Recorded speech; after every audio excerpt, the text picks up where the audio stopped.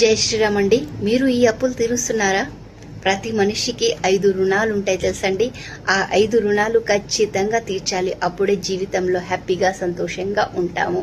మొదటి రుణం అనేది దైవ రుణం. దైవ రుణం అంటే మార్నింగ్ ఈవినింగ్ దేవుడికి దీపారాధన చేయడము, గుళ్ళకి వెళ్ళడం, భగవంతుడికి పూజ చేయడం, ఇలా చేయడం వలన దైవ రుణం అనేది తీరుతుంది.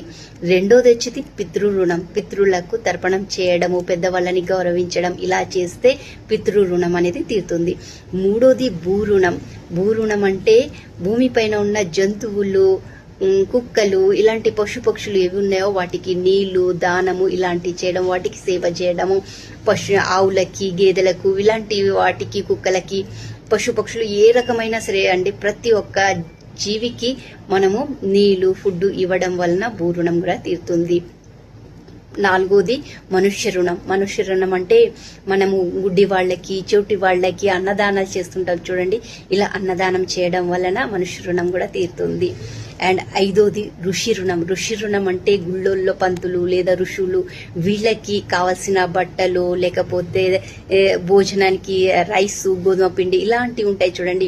ఇవి కూడా వాళ్ళకి సమర్పించడం వలన ఋషి రుణం తీరుతుంది. అంతేకాకుండా వీలైతే భగవద్గీత చదవడము, హనుమాన్ చాలీసా చదవడము, రామాయణం చదవడము, ఇలాంటి చదవడం వలన కూడా ఋషి రుణం తీరుతుంది. సో ఇవన్నీ చేసే ఖచ్చితంగా జీవితంలో ఎటువంటి ప్రాబ్లం రాదు, హ్యాపీగా సంతోషంగా ఉంటారండి.